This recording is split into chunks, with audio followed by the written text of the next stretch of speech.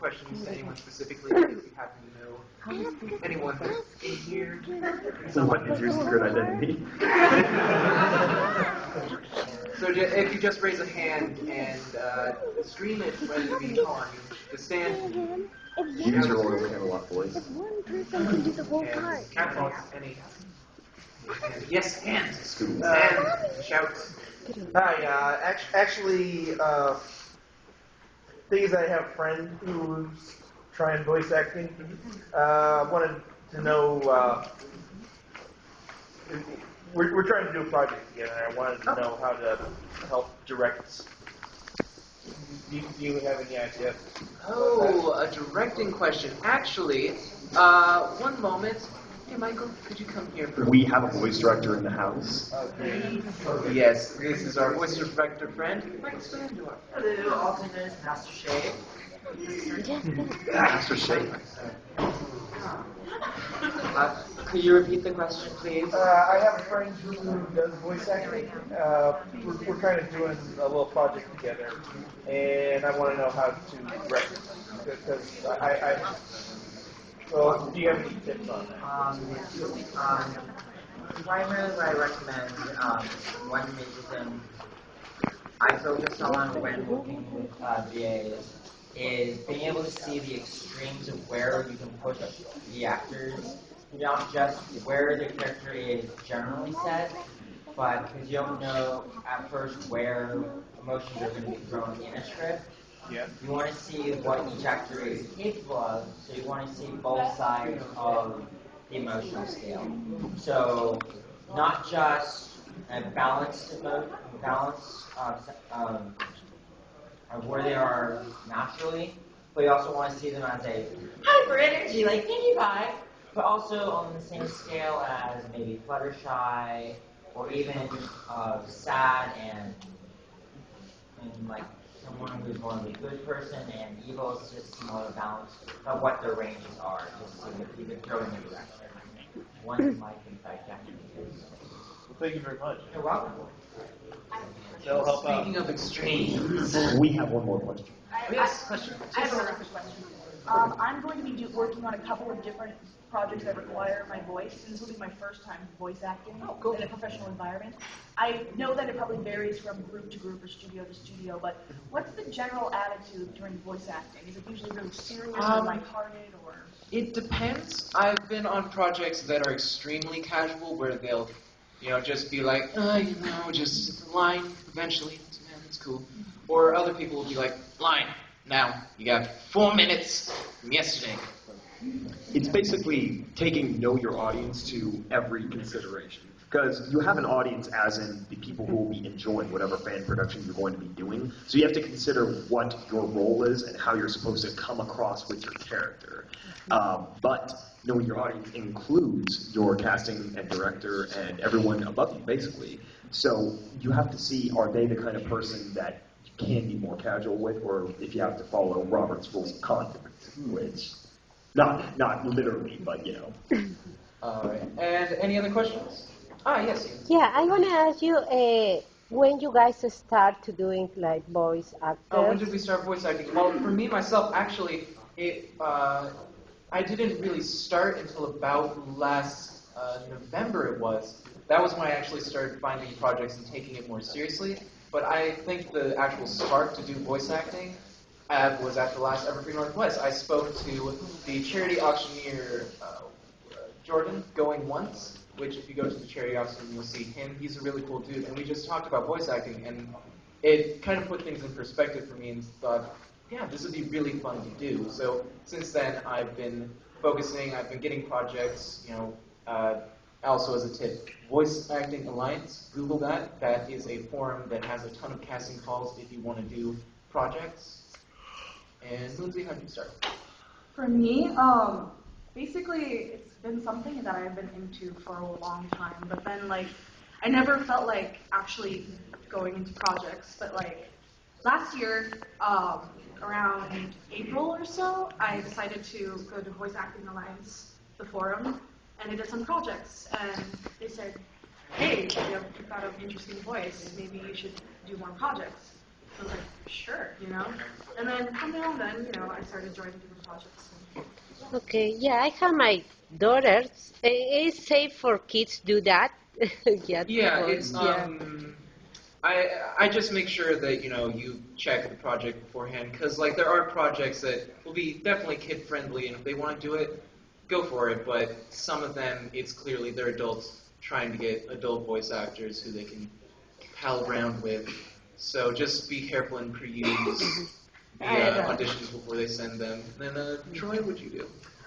Basically, I did a lot of local and school theater growing up. So what's one of the keys you'll hear from a lot of people is that voice acting is not voice first, but acting first. And one of the best things you can do to prepare for voice acting is to do stage acting or any kind of visual art. Because acting is all about the body. Like, body movement and emotions that you exert without saying a word matter, even in voice acting. And you can ask any of the biggest voice actors this. For instance, Mark Hamill, who everyone knows as Luke Skywalker, but he was also the voice of the Joker in pretty much any incarnation of Batman animated, never sat down. He was always standing up, animating as the Joker, doing the movements, shaking his fist at Kevin Conroy, Batman.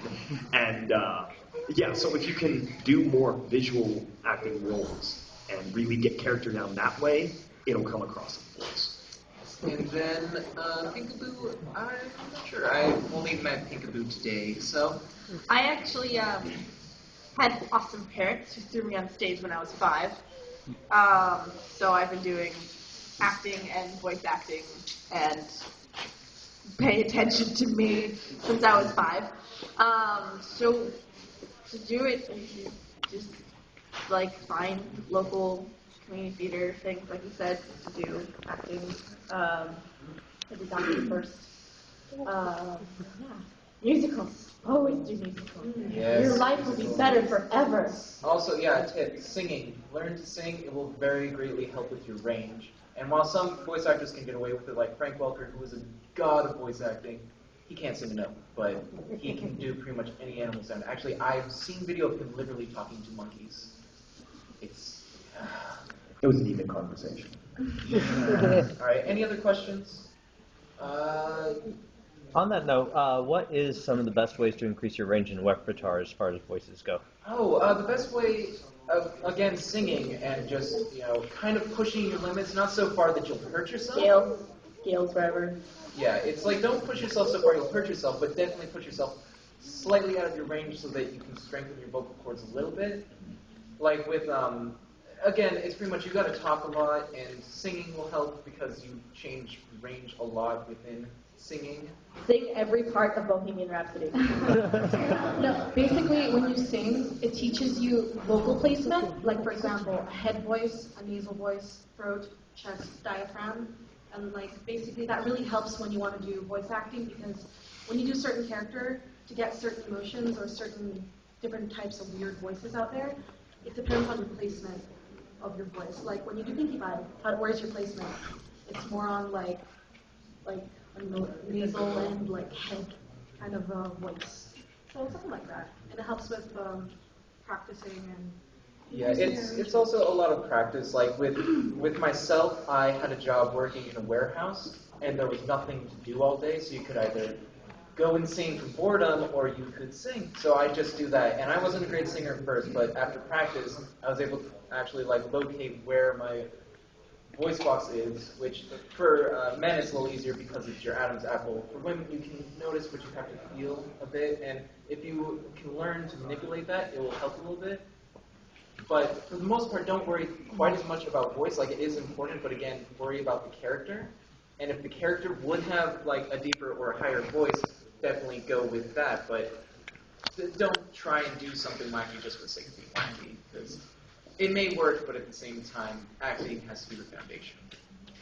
All right, I think we can do one more question if anyone has one. You.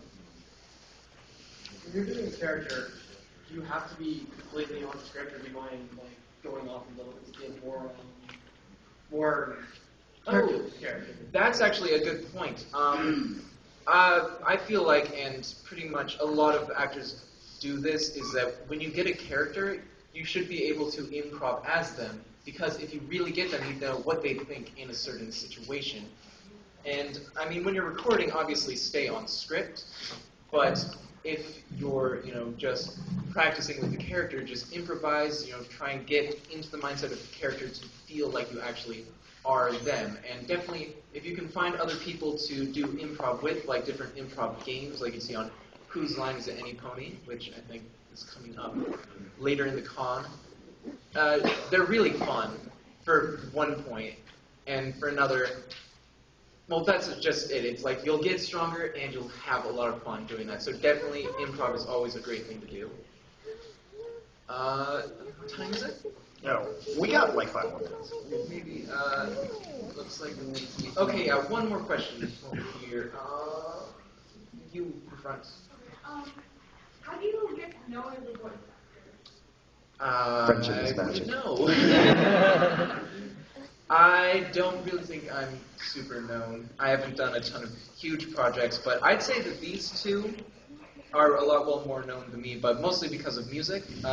Skybolt because of Skybolt music on YouTube, and Moonshine because of Moonshine's music on YouTube.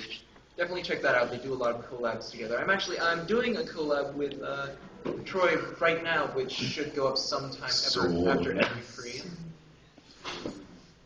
Which I'd say just get your stuff out there. Like, you won't get popular overnight. Well, you might. There's a small chance, but don't expect it. Just keep putting your stuff out there and make sure that it's just quality stuff. As long as you're happy with what you're doing, having a good time doing it, just keep going. Tell all your friends, tell whatever. If it's a pony thing, submit it to Equestria Daily. They can be fidgety about things, but yes, eventually you'll probably get something through. And it's really just keep going, and eventually you'll get more well known. I think that's about all the time we have, though.